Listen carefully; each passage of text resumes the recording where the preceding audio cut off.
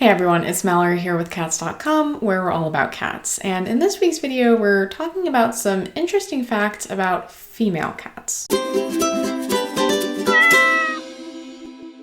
Ever since my cat Forrest wandered out of the woods about 9 years ago, I've lived with one male cat and one female cat. And I've often caught myself kind of seeing them through the lens of these ideas of masculinity and femininity, kind of according to human standards. So even Forrest's high-pitched voice strikes me as feminine, and Wessie's laid-back, kind of human-oriented personality feels masculine to me. I always assume that I'm just kind of seeing them through this lens of assumptions based on human stereotypes and tendencies. But I wanted to know if there was any legitimacy to this. Are our female cats different from our male cats? Do they have different personalities? And what other things make them unique? So first off, the biological factors that kind of define a female cat's experience are all most pronounced in cats who have not been spayed. And even though many of our cats in our homes will never experience all of these things, I wanted to start off by talking about what happens after a cat reaches puberty and starts going into the hormonal and physical fluctuations that define a female cat's experience, especially in nature. So a female kitten will usually reach puberty somewhere around 6 or 7 months of age. That can vary significantly depending on breed and the individual cat. And from that point on, she's going to live within an estrus cycle. This serves basically the same purpose as the menstrual cycle in humans. It's a cycle of fluctuating hormones and fertility that allow this cat to conceive kittens. Now, unlike humans, cats don't have a menstrual cycle. It is an estrus cycle, and that means that instead of shedding the lining of their uterus, they reabsorb the lining of the uterus after that fertile period. You'll notice that a cat who is fertile or in heat will exhibit a ton of kind of weird behaviors. So this cat is going to be rolling around, she's going to be rubbing on things, she'll be vocalizing, she'll want to go outside. It's all because she is in her fertile period. Interestingly, this period can vary significantly in length, so it can last anywhere between 1 day and a week, and then she will go through an infertile period that can also vary significantly in length.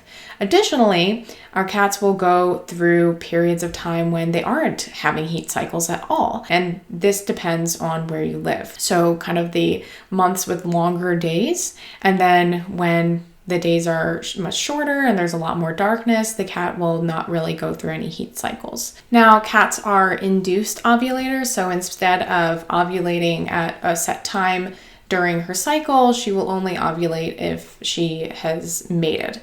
And so when that happens, there's a possibility that she's going to become pregnant and have kittens. The gestation period usually lasts for about 9 weeks, and she can have a litter of kittens ranging from just 1 kitten to up to 12 kittens. The average litter is somewhere around 4.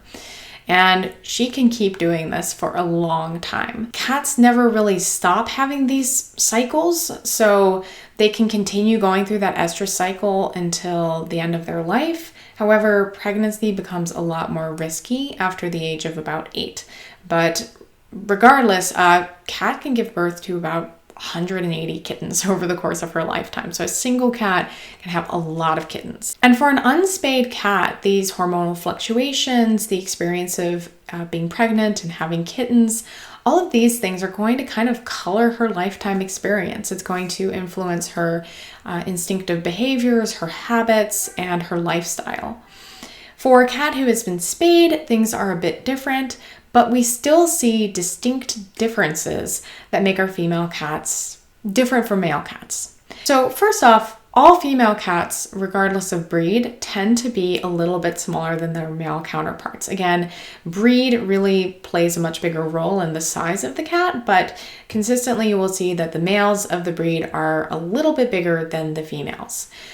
Cats don't generally show a lot of sexual dimorphism, so you aren't seeing them have different colors or different shapes or really even significantly different sizes, but you will see that the males are a little bit bigger than the females. Secondly, female cats tend to mature a little bit more quickly than the male cats. So a female cat will tend to reach puberty a little bit earlier than her brothers will. Third fact is that when you see a tortoiseshell or a calico cat that's a cat with both black and orange on the same coat, that cat is almost always female. So only 1 in every roughly 3,000 tortoiseshell or calico cats is a male. And the reason for this is that the orange and black genes show up on the X chromosome. Because female cats have 2 X chromosomes, they can kind of hold both orange and black genes simultaneously. And a process called lionization or X inactivation causes cells in their body to kind of alternate between those 2 X's. So if you have a black X and you have an orange X, it'll alternate across the body. So you'll have a patch of the black, you'll have a patch of the orange. Maybe you'll have some of those white cells coming in to make the cat a calico, but you end up with some combination of those 2 colors. It's for the same reason that we see fewer orange female cats than orange male cats. While male cats will end up being orange if they have a dominant orange and a recessive black on that single X chromosome, female cats, again, have that option to end up being both. When you have the ability to be both orange and black, it reduces your chances of ending up being orange in this kind of roll of the dice. You simply have more opportunities to be something else, and so it happens less. My next fact is that similar to humans, female cats tend to live longer than male cats. And interestingly, this is even true when we look at spayed and neutered males and females. Even when you take away all of those hormones that cause tomcats to go out and do dangerous things, more often the females tend to outlive the males. So there was a paper published in 2013 that looked at the longevity of 460,000 cats, and they found that the female cats who were spayed lived for, on average, 13.1 years, and their neutered male counterparts only made it for about 11.7 years. So they lived for over a year longer than the male cats. Now, the gap is even bigger for unneutered cats, so an unspayed female will live about 2 years longer than an unneutered male. So you can see that when it comes to the longevity benefits of spaying and neutering, male cats tend to get more years added to their life, but female cats who are spayed also tend to live longer than those who aren't. Spaying a female cat tends to add about 4 years onto her life, and this is for a number of reasons. One is that the cat is less likely to want to go outside and roam. Perhaps it's also a factor that people who tend to get their cats spayed tend to be more protective. It's also something to consider. But there are other things that are more physical. So, for instance, a spayed cat has no risk of uterine cancer. She also has a reduced risk of mammary tumors.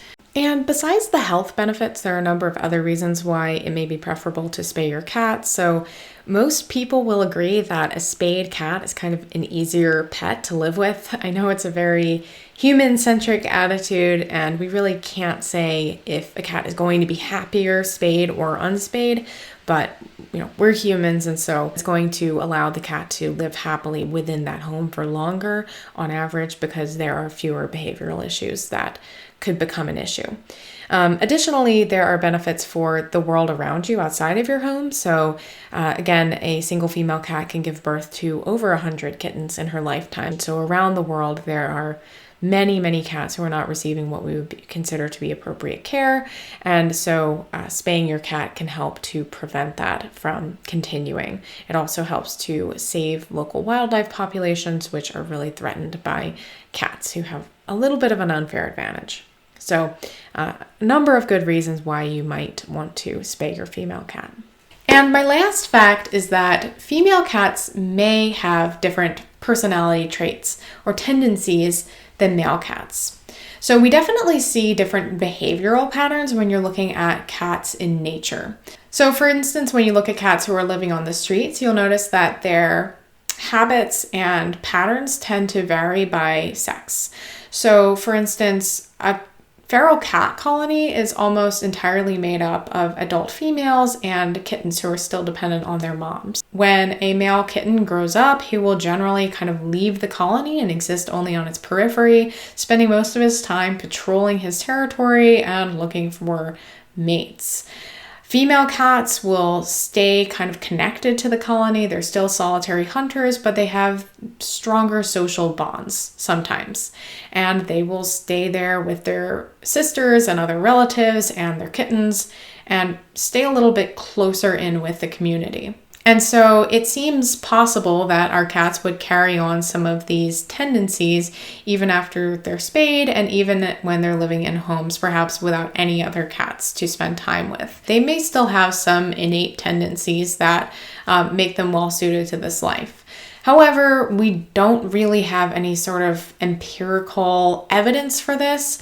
I can only say that people consistently report differences between their male and female cats. So for instance, when we look at survey data, we will see that people will describe their female cats as more intolerant than their male cats. They'll describe them as a little bit less friendly or emotionally connected to them. It's entirely possible that this is largely kind of a projection of the owner's assumptions, and it could also have kind of a ripple effect where they have an assumption about the cat and then they raise the cat differently and the cat is shaped by those assumptions as a result.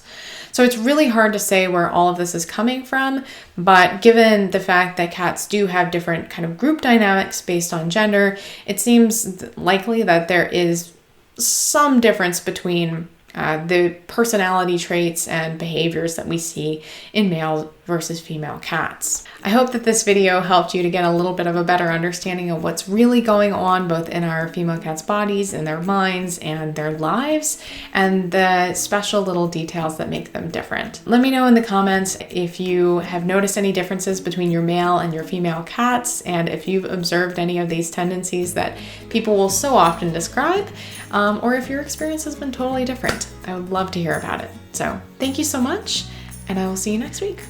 Bye.